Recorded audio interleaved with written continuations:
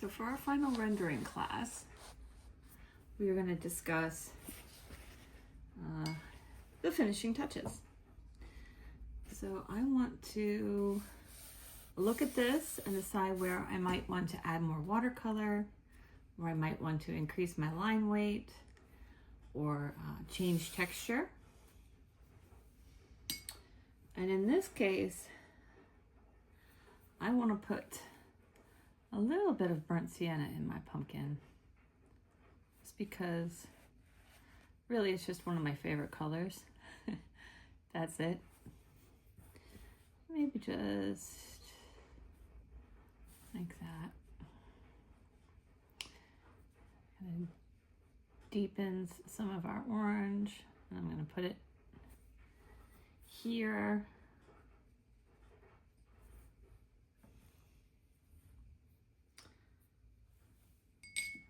And you do not need to do this, but it's just, oh, it's too much. It's just a matter of deciding what you want to do, what you might like to add, or if you want to leave it alone. I just kind of want to deepen that to a deeper color. And as I said, burnt sienna is one of my favorite colors.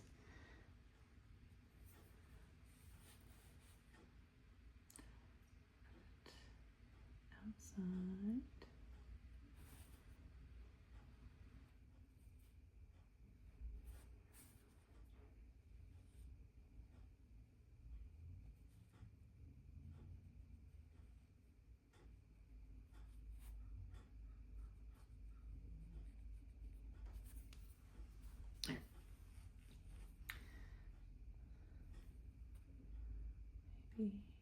Oh, too much.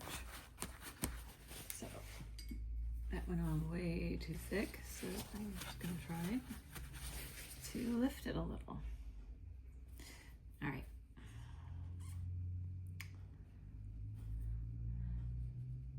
And then I look at it and think, maybe I'm going to put some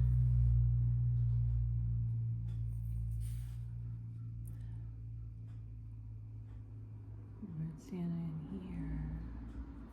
It's a lot. So, feather it out a bit, like that. There we go.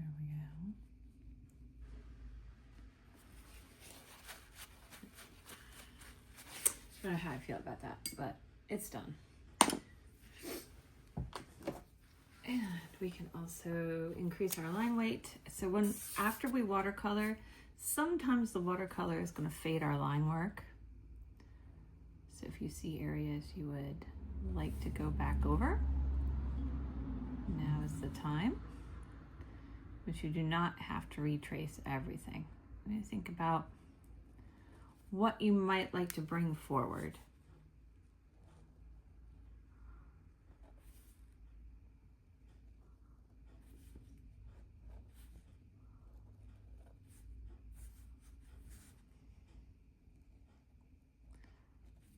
Or shadows or areas that you might want to emphasize. So I want this to really look like it's sticking out. So I'm increasing my line weight in spots, just to really emphasize a few areas.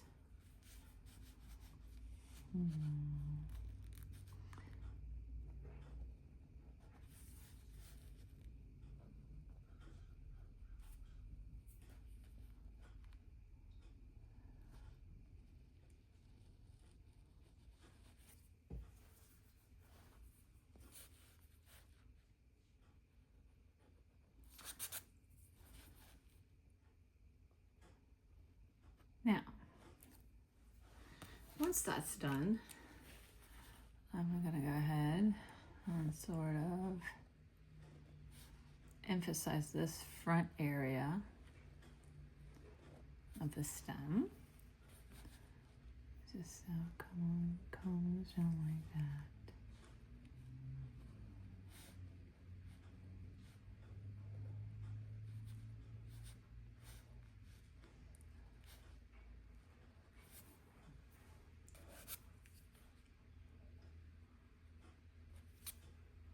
Like that. And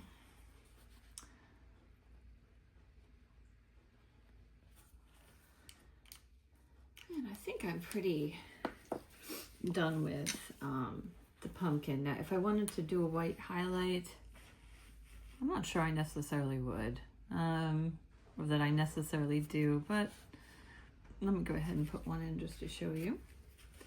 So this is a highlighter pen. It's a gel pen.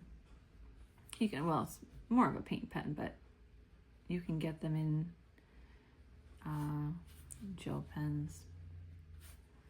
And this is, you know, just to indicate that it's shiny in bits.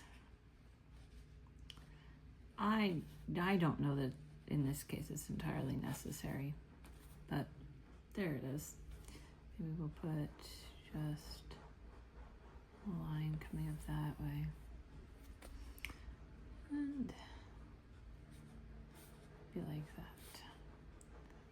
And this can kind of have that there. All right. Now, let's go ahead and make a gray.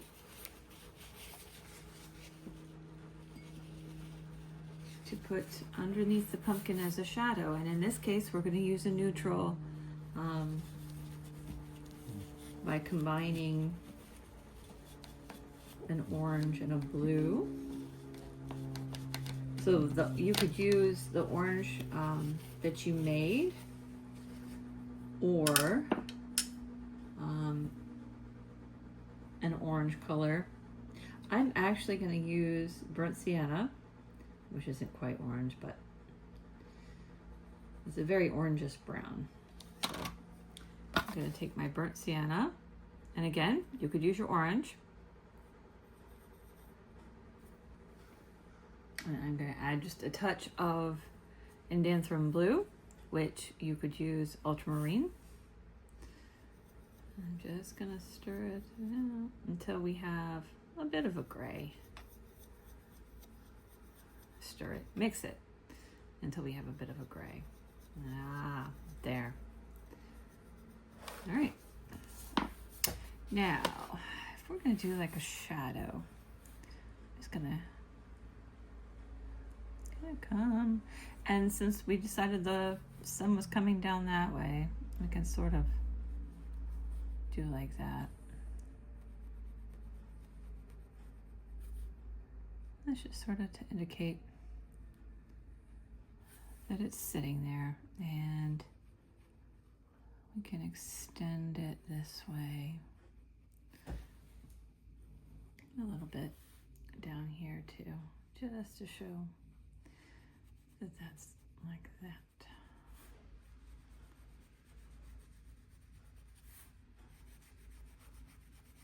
We do not have to make an entire pumpkin shape coming down. Because really, we just kind of want to give it the idea that there's a cast shadow. And I might even put a little bit more blue into our cast shadow towards the bottom here, like that. So you can do it that way. You do not have to get much more complicated with your background.